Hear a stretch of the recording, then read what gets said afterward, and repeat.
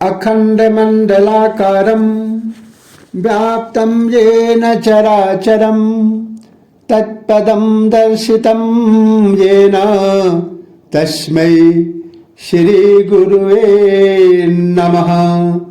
आज का विषय है सप्तचक्र। सप्तचक्र जो मानव शरीर के शक्ति का मुख्य केंद्र है, उनमें 5 प्राण, 5 तत्व और 5 उप प्राण तथा किस चक्र को जागृत होने से क्या लाभ होता है, चक्रों को जागृत करने की विधि और मंत्र के विषय में प्रकाश डाला जाएगा। जिस प्रकार से विद्युत सप्लाई के लिए ट्रांसफार्मर का अहम भूमिका होता है, उसी प्रकार से यह 7 चक्र हमारे शरीर में ऊर्जा के प्रमुख केंद्र हैं।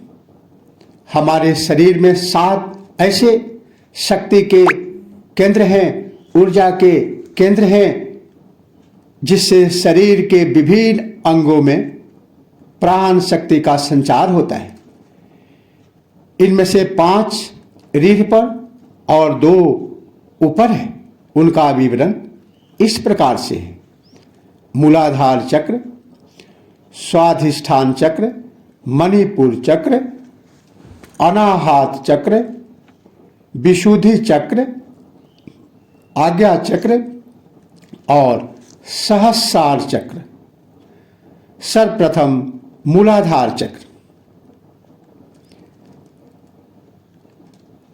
5 प्राणों में जिस प्राण की अवस्थिति है, उसका नाम है अपान प्राण। इसका स्थान गुदा मूल से 2 अंगुल ऊपर रीढ़ पर है। 5 तत्वों में जिस तत्व की स्थिति है, उसका नाम पृथ्वी तत्व है। शरीर का भाग जिसमें प्राण संचार करता है, नाभि से पैर के अंगूठे तक संपूर्ण निष्कासन क्रियाएं, मल मूत्र त्याग, और इसकी गति नीचे की ओर है। यह चक्र रीढ़ की हड्डी के सबसे निचले हिस्से के आसपास होने के कारण इस चक्र को कुंडलनी का मुख्य स्थान कहा जाता है।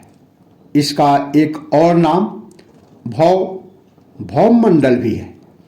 यह चक्र चौकोर तथा उगते हुए सूर्य के समान स्वर्ण वर्ण का है। भौतिक रूप से सुगंध और आरोग्य इसी चक्र से नियंत्रित होते हैं। आध्यात्मिक रूप से धर्म, अर्थ, काम और मोक्ष का नियंत्रण करने वाला यही चक्र है। इसका बीज मंत्र है लम। व्यक्ति के अंदर अत्यधिक भोग की इच्छा और अत्यधिक आध्यात्मिक इच्छा इसी चक्र से आती है। इस चक्र के जागृत करने के लिए लगातार इस पर ध्यान करना चाहिए, यम नियम का पालन करना चाहिए। जागृत होने पर व्यक्ति के अंदर वीरता और निर्भीकता आदि गुण समाहित हो जाते हैं। दूसरा चक्र है स्वाधिष्ठान चक्र। स्वाधिष्ठान चक्र जहां प्राण का मूल निवास है, उस प्राण को समान प्राण कहा जाता है, व्यान प्राण कहा जाता है। मूला स्वाधिष्ठान चक्र के पास जिस 5 प्राणों में मुख्य प्राण का निवास है, उसका नाम है व्यान प्राण। यहाँ जननेन्द्रिय के पीछे रीढ़ पर इसकी अवस्थिति होती है और पंच तत्वों में जल तत्व यहाँ विराजमान है। संपूर्ण शरीर तथा रक्त परिभ्रमण में इसका मुख्य योगदान है। जनन अंग के ठीक पीछे रीढ़ की हड्डी पर स्थिति होने के कारण इस चक्र का स्वरूप अर्धचंद्राकार है। यह जल तत्व का चक्र है। इस चक्र से निम्न भावनाएं नियंत्रित होती है: अवहेलना, सामान्य बुद्धि का अभाव, आग्रह, अविश्वास, सर्वनाश और क्रूरता। यह चक्र 6 पंखुड़ियों का है। इसी चक्र से व्यक्ति के अंदर काम भाव और उन्नत भाव जागृत होता है। इस चक्र का बीज मंत्र है ओम। इस चक्र को तामसिक चक्र माना जाता है। इसके जागृत होने से हमारे शरीर के अंदर के सारे दुर्गुण समाप्त हो जाते हैं। नकारात्मक विचारों के नष्ट हो जाने से सिद्धियों का द्वार हमेशा के लिए खुल जाता है। तीसरा चक्र है मणिपुर चक्र। मणिपुर चक्र के पास पंच प्राणों में समान प्राण का निवास है। इसका स्थान नाभि के ठीक पीछे रीढ़ पर है। 5 तत्वों में जो मूल तत्व यहाँ विराजमान है उसका नाम अग्नि तत्व है और शरीर के भाग जिसमें प्राण संचार करता है वह है नाभि से हृदय तक भोजन का रस निकालना तथा उनका शरीर में वितरण करना। यहाँ अग्नि तत्व विराजमान होने से जठराग्नि यहीं पर अवस्थित है जो भोजन रस को पचाकर हमें शक्ति और ऊर्जा से भर देती है। यह चक्र नाभि के ठीक पीछे रीढ़ की हड्डी पर अवस्थित होने के कारण इसकी आकृति त्रिकोण और रंग रक्त के समान लाल है। यह चक्र ऊर्जा का सबसे बड़ा केंद्र है। यहीं से सारे शरीर में ऊर्जा का संचरण होता है। यह अग्नि तत्व को नियंत्रण करता है और राजसिक गुण से संपन्न है। यह चक्र 10 पंखुड़ियों का है। इस चक्र से निम्न वृत्तियां नियंत्रित होती हैं: लज्जा, दुष्ट भाव, ईर्ष्या, ईर्ष्या, सुषुप्ति, विषाद, कषाय, तृष्णा, मोह, घृणा, भय। मन या शरीर पर पड़ने वाला प्रभाव सीधा मणिपुर चक्र पर पड़ता है। इस चक्र का बीज मंत्र है रम। इस चक्र के जागृत होने से आत्मशक्ति की वृद्धि होती है। काम करने का धुन समाहित हो जाता है। ऐसे लोग कर्मयोगी होते हैं। अगला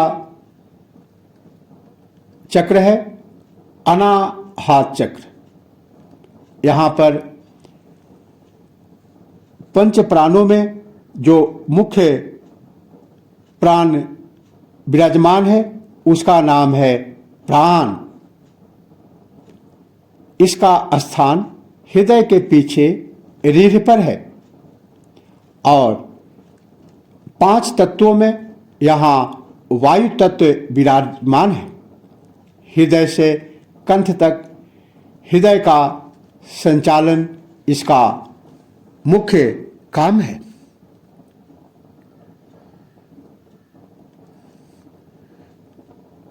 हृदय के बीचों बीच रीढ़ की हड्डी पर स्थित चक्र को अनाहत चक्र कहा जाता है। आध्यात्मिक दृष्टि से यही से साधक के सतोगुण की शुरुआत होती है। इसी चक्र से व्यक्ति की भावनाएं, अनुभूतियों की शुरुआत होती है। इस चक्र को सौर मंडल भी कहा जाता है। इसका वर्ण हल्का हरा है। इसका आकार षटकोण का है। इस चक्र में 12 पंखुड़ियां हैं। इस चक्र से निम्न प्रकार की वृत्तियां नियंत्रित होती है: आशा, चिंता, चेष्टा, ममता, दंभ, विवेक, विकलता, अहंकार, कपट, वितर्क, अनुताप, व्यक्ति की भावनाएं और साधक की आंतरिक अनुभूतियां इस चक्र से संबंध रखती है। मानसिक अवसाद की दशा में इस चक्र पर गुरु ध्यान और प्राणायाम करना अद्भुत परिणाम देता है। इस चक्र का बीज मंत्र है यम। आत्म संयम और हृदय पर ध्यान लगाने से यह चक्र जागृत होने लगता है। सुषुम्ना इस चक्र को भेद कर ऊपर की तरफ गमन करने लगती है। इनसे प्रेम एवं संतोष का भाव जागृत होता है। ज्ञान स्वतः प्रकट होने लगते हैं। जैसे हम सुनते हैं कि बुध को वैशाख पूर्णिमा को ज्ञान प्राप्त हुआ। अन्य जो धर्मवेता है जिन्हें ज्ञान मिला वह इसी चक्र का कमाल है। अगला चक्र है विशुद्धि चक्र। विशुद्धि चक्र के पास पंच प्राणों में उदान प्राण अवस्थित है। इसकी स्थिति कंठ के पीछे है और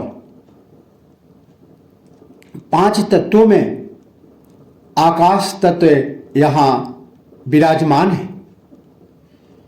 शरीर का भाग जिसमें प्राण संचार करता है कंठ से कपाल तक तथा शरीर के अंतिम छोर व्यष्टि प्राण का समष्टि प्राण से संबंध इसका मुख्य काम है। कंठ के ठीक पीछे स्थिति होने के कारण यह चक्र और भी उच्चतम आध्यात्मिक अनुभूतियां देता है।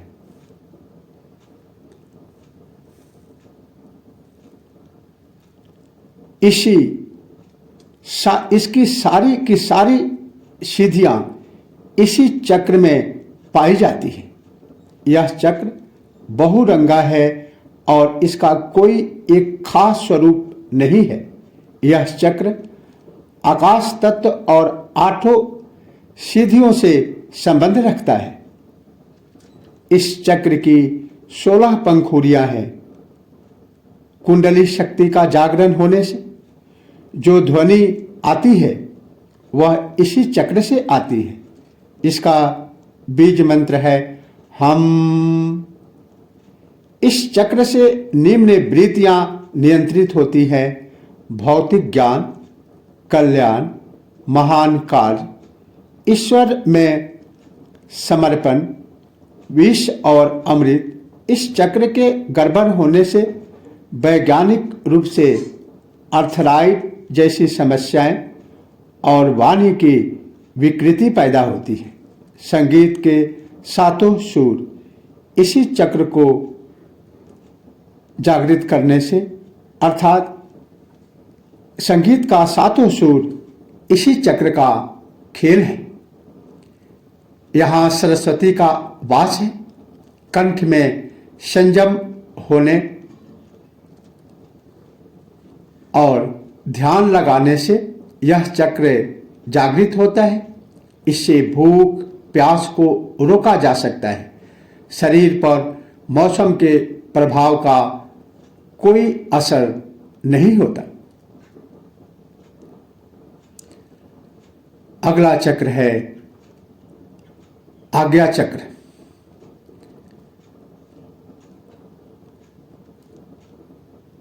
यहाँ इसकी जो स्थिति है वह है भ्रू मध्य।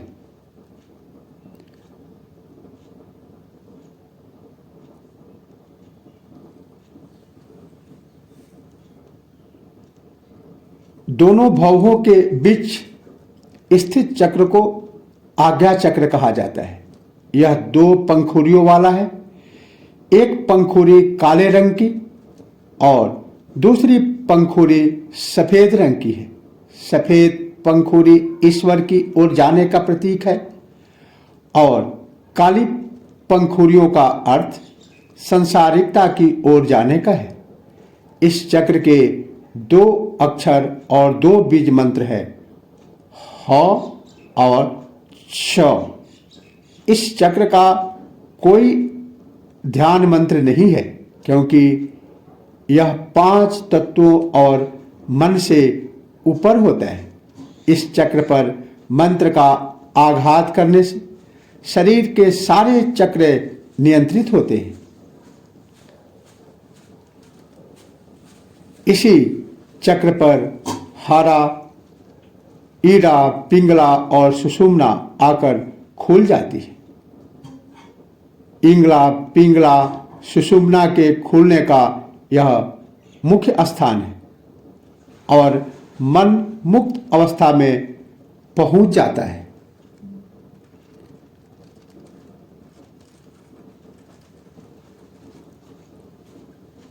भ्रिकुटी के मध्य ध्यान लगाने से यह चक्र जागृत होती है।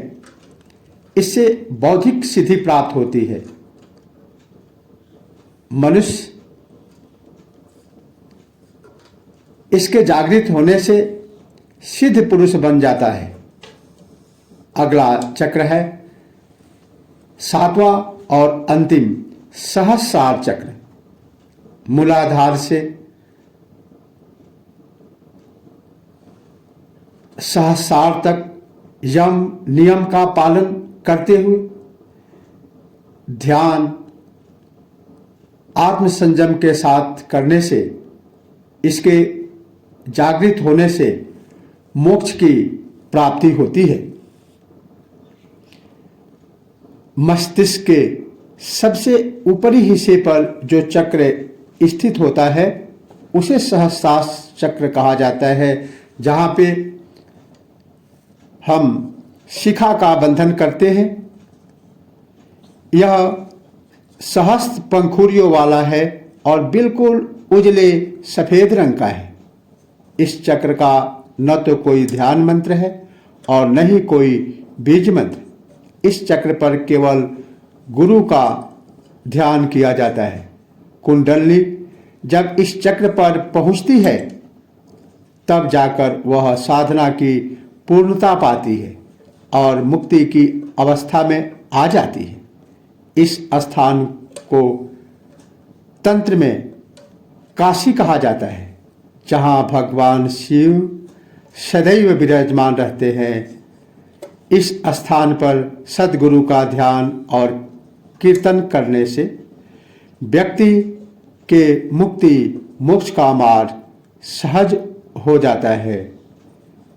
इसीलिए यह चक्र कैवल्य, स्थिति, मोक्ष या मुक्ति का दाता है। यह सभी संपूर्ण चक्रों में सर्वोपरि स्थान है,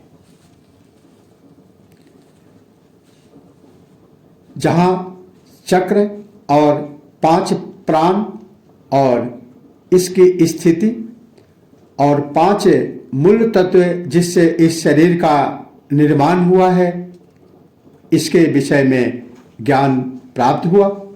वही 5 प्राण के 5 उपप्राण भी हैं, उसके विषय में भी ज्ञान होना आवश्यक है।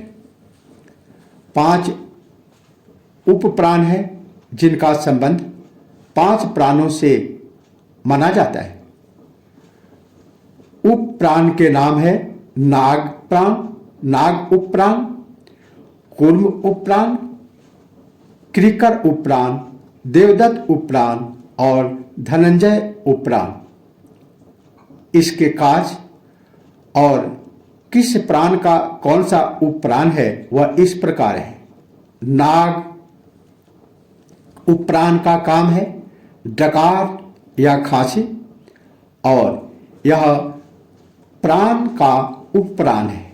दूसरा है कूर्म उपप्राण, इसका कार्य है पलक झपकना, और यह अपान प्राण का उपप्राण है।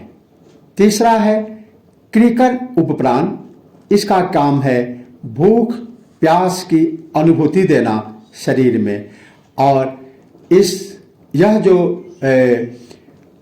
क्रिकर उपप्राण है यह समान प्राण का उपप्राण है। चौथा उपप्राण है देवदत्त, इसका काम है जम्हाई लेने की स्थिति में यह प्राण काम करता है। निद्रा अथवा कोई काम कुछ निगलना हो, और जो मुख्य प्राण का देवदत्त उपप्राण है उसका नाम है व्यान प्राण। 5वां उपप्राण है धनंजय, मृत्यु के बाद शरीर का विघटन इसका काम है, और इसका जो मुख्य प्राण है उसका है उदान। इन्हीं चक्र, प्राण, उपप्राण और 5 तत्वों की स्थिति के व्याख्यान के साथ ओम नमः शिवाय। जय श्री कृष्ण।